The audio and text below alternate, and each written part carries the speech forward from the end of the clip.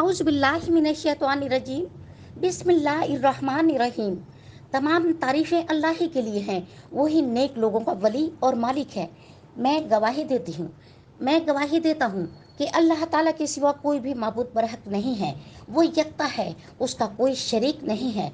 वो तमाम मखलूक़ात का माबूद बरहक है। और मैं ये भी गवाही देता हूँ कि हमारे नबी प्यारे आका मोहम्मद सल्लल्लाहु अलैहि वसल्लम अल्लाह के बुरगज़ीदा बंदे और उनके रसूल हैं। आप तमाम अम्बिया इकराम और रसूलों पर तशरीफ़ लाए। या अल्लाह इन पर और इनकी आल पर और तमाम अम्बिया इकराम पर अपनी रहमतें, अपनी बरकतें और सलामती नाजिल फरमा। मेरी प्यारी बहनों और मेरे प्यारे भाइयों और तमाम मेरे व्यूवर वजीफ़ा विद शाजिया नज़र यूट्यूब चैनल के दोस्तों, आज हम आपको एक छोटा सा, बिल्कुल छोटा सा और आसान वजीफ़ा बताएंगे जो कि 2 मिनटों में ही आपकी दुआ कबूल होगी। दुआ मांगने का तरीका हमें नहीं आता। हमें ये भी पता नहीं होता कि अल्लाह ताला से दुआ कैसे मांगी जाती है। याद रहे, एक कैद खाना वो है जो दुनिया का बनाया हुआ है और एक कैद खाना अल्लाह ताला का बनाया हुआ कैद खाना है, जिसका जिक्र आज की वीडियो में हम करने वाले हैं कि कैसे अल्लाह ताला ने अपने प्यारे नबी अलैहिस्सलाम को कैसे समुद्रों की तह में कैद खाना तैयार किया, उनको इस कैद से रिहाई अता फरमाई। और भला कौन सी दुआ है जिस पर अल्लाह ताला ने अपने नबी को इस कैद खाने से निजात दी। और आप भी इस दुआ से अपनी दुआ को कैसे कबूल करवा सकते हैं, आज की वीडियो में आपको इस दुआ के बारे में बताएंगे और इस दुआ का अमल भी बताएंगे, जिससे आपकी दुआ इंशाल्लाह बहुत जल्द अज जल्द कबूल होगी। ये अमल बहुत ही ख़ास है, इसकी बरकत से आपकी दुआ मिनटों सेकंडों में कबूल होगी। याद रहे, ये अमल ऐसा है कि जिस अमल की तस्दीक हज़ूर अक़दस सल्लल्लाहु अलैहि वसल्लम हदीस मुबारक में भी मौजूद है। वीडियो की मुकम्मल तफसील जानने के लिए आपसे इल्तमास है कि वीडियो को आखिर तक ज़रूर देखिएगा। प्यारे दोस्तों, हम आपको ये भी बताते चले कि अल्लाह ताला ने किस दुआ पर और किस बरकत से, किस कैद खाने से निजात दी। लेकिन इससे पहले आपको अहादीस मुबारक की रोशनी में दुआ की कबूलियत के चंद औकात और मकामात के बारे में हम आपको बताएंगे। अगर आप भी इन औकात के मुताबिक दुआ करें तो जल्द कबूल होगी। हज़रत अबू हुरैरा रज़ी अल्लाह ताला अन्हु से मरवी है कि नबी करीम सल्लल्लाहु अलैहि वसल्लम ने फरमाया कि इंसान अपने रब के सबसे ज़्यादा करीब सजदे की हालत में होता है, इसलिए सजदे में दुआ कसरत से दुआ किया करें। हज़रत अबू उमामा रज़ी अल्लाह ताला अन्हु से रवायत है कि हज़रत मोहम्मद सल्लल्लाहु अलैहि वसल्लम से पूछा गया कि कौन सी दुआ ज़्यादा कबूल होती है। आप सल्लल्लाहु अलैहि वसल्लम ने फरमाया कि रात के आखिरी हिस्से में और फ़र्ज़ और नमाज के बाद मांगी जाने वाली दुआ। इसी तरह रसूलुल्लाह सल्लल्लाहु अलैहि वसल्लम ने फरमाया, दो दुआएं रद्द नहीं की जाती, एक अज़ान के वक्त और दूसरी बारिश के वक्त। हज़रत अनस बिन मालिक रज़ी अल्लाह ताला अन्हु से रवायत है कि रसूलुल्लाह सल्लल्लाहु अलैहि वसल्लम ने फरमाया, अज़ान और अक़ामत के दरमियान की जाने वाली दुआ कभी रद्द नहीं की जाती। लोगों ने पूछा कि या रसूलल्लाह, फिर हम उस वक्त क्या दुआ मांगे? आप सल्लल्लाहु अलैहि वसल्लम ने फरमाया, अल्लाह ताला से दुनिया और आखिरत की आफियत की दुआ मांगा करे। मेरी दोस्तों और मेरी प्यारी बहनों, याद रहे कि कभी ये बात नहीं कहनी चाहिए कि हमारी दुआ कबूल नहीं होती, क्योंकि जो दुआ दुनिया में कबूल नहीं होती, अल्लाह ताला उसे उसके बदले में अजर अता फरमाएगा। तो ये तो थे चंद औकात और चंद मकामात जो दुआ की कबूलियत के हैं। कोशिश करें कि इन औकात में दुआ मांगा करें ताकि आपकी दुआ जल्द अज जल्द कबूल हो। मेरी प्यारी बहनों और मेरी प्यारी दोस्तों और मेरे प्यारे भाइयों, आइए अब चलते हैं अपने आज के असल मौजू की जानिब और आपको बताते हैं कि हम जिस नबी की बात कर रहे हैं वो नबी हैं हज़रत यूनुस अलैहिस्सलाम। और जिस दुआ के बारे में हम आपको बताने जा रहे हैं वो है दुआए यूनुस, जिसे आयत करीमा भी कहा जाता है। याद रहे, आयत करीमा कुरान मजीद की सूरत अंबिया की एक मशहूर आयत है।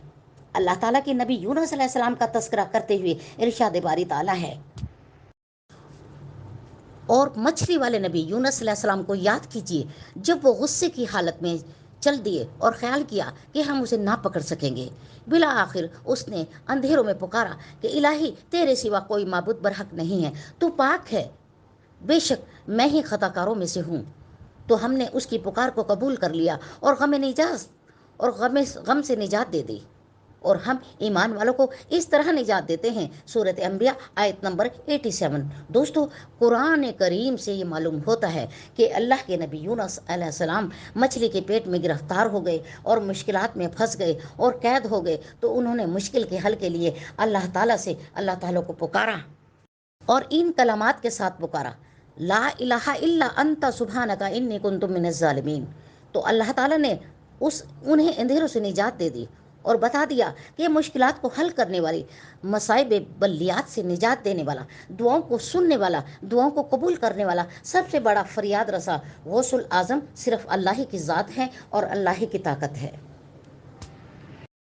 اور مشکلات سے نجات صرف انبیاء علیہ السلام کے ساتھ خاص نہیں، بلکہ کوئی بھی ایمان والا اللہ تعالیٰ کو پکارے تو وہ اس کی دعا سنتا ہے اور اس کی دعا قبول کرتا ہے۔ پیاری بہنوں اور پیاری دوستوں اور پیارے بھائیوں، یہی وجہ ہے کہ اکابرین ہر مشکل، ہر مصیبت، ہر پریشانی میں آیت کریمہ کی کثرت سے تاکید کرتے تھے۔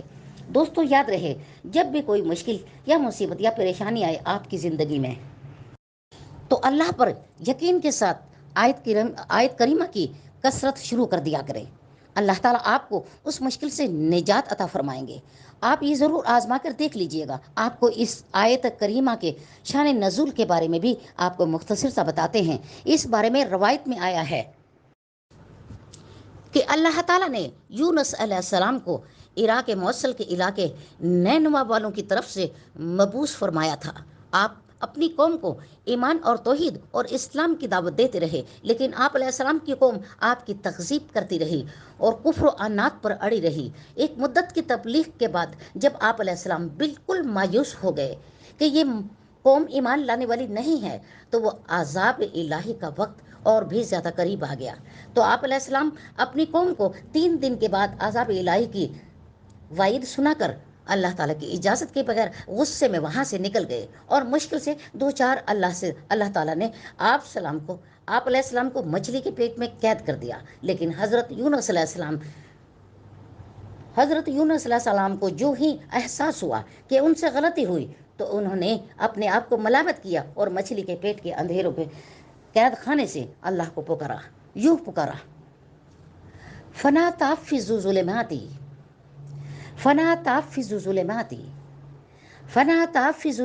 ان لا الہ الا انت۔ سورۃ انبیاء ترجمہ: بالآخر وہ اندھیروں کے اندر سے پکار اٹھا کہ الہی تیرے سوا کوئی معبود نہیں، تو پاک ہے، بے شک میں نے اپنے نفس پر خود ہی ظلم کیا۔ دوستو یاد رہے کہ حضرت یونس علیہ السلام نے اللہ کے قید خانے کی رہائی کے لیے توحید باری تعالیٰ ہی کا سہارا لیا اور اللہ ہی کی پاکی بیان کی، کسی ولی، کسی نبی، اللہ کے کسی برگزیدہ بندے کو نہیں پکارا، اور نہ ہی اللہ کے سوا کسی کا وسیلہ پکڑا۔ حضرت یونس علیہ السلام نے کہا: لا الہ الا انت، یعنی لا الہ الا اللہ، جو کہ کلمہ توحید ہے، اور کہا سبحانک اللہ، یعنی سبحان اللہ، جو کہ اللہ تعالیٰ کی تسبیح ہے۔ پھر کہا انی کنت من الظالمین۔ حضرت یونس علیہ السلام نے اپنی غلطی کا اقرار کیا اور اعتراف کیا ان لفظوں میں، اس طرح سے کیا: لا الہ الا انت سبحانک انی کنت من الظالمین، بے شک میں اپنے نفس پر ظلم کرنے والا ہوں۔ ان لفظوں کا اعتراف ہے کہ اے اللہ، میں تیرے حکم کا انتظار نہ کر کے اور تیرا کچھ نہیں بگاڑ سکا، اور مجھے اس قید خانے میں ڈال کر تو نے کوئی ظلم نہیں کیا، کیونکہ تو ظلم سے پاک ہے۔ ظلم تو میں نے ہی کیا جو کہ خطا کر بیٹھا، سزاوار ہوں۔ اے اللہ، تو مجھے بخش دے، میری خطا کو معاف فرما دے، بے شک تو ظالم نہیں ہے۔ یہ تو ہم انسان ہیں جو جلد باز ہیں اور بے صبرے ہیں اور ناشکرے ہیں اور اپنے ہی جان پر ظلم کرنے والے ہیں۔ تب ہمارے غفور الرحیم رب نے نہ کہ صرف اپنے نبی کی دعا قبول کی، بلکہ انہیں غم قید سے نجات عطا فرمائی، بلکہ یہ بھی فرما دیا کہ جو بھی مومن بندی یہ دعا مانگے گا، اسے ہر مصیبت، ہر پریشانی ہر مشکل سے چھٹکارا حاصل ہوگا۔ اسی طرح حضور صلی اللہ علیہ وسلم نے ارشاد فرمایا، ذُنُّ یعنی یونس علیہ السلام کی وہ دعا جو انہوں نے مچھلی کے پیٹ کے اندر مانگی تھی، یعنی اللہ لا الہ الا، جو بھی مسلمان اپنی کسی بھی پریشانی یا مشکل یا مصیبت میں یہ کلمات پڑھے گا، اللہ تعالیٰ اس دعا کو قبول فرمائے گا، اللہ تعالیٰ اس دعا کو، اس کی دعاؤں کو قبول فرمائے گا۔ پیاری بہنوں اور پیارے بھائیوں اور میرے پیارے دوستوں، اللہ تعالیٰ نے، یاد رہے، اللہ تعالیٰ نے اس دعا کو اسم اعظم بھی کہا۔ دوستو، اگر آپ کو یہ وظیفہ پسند آیا ہے تو کمنٹ میں ضرور لکھیے گا اور اپنا خیال رکھیے گا، ہمیں بھی دعاؤں میں ضرور یاد رکھیے گا۔ شازیہ نظر اجازت چاہتے ہیں، خدا حافظ۔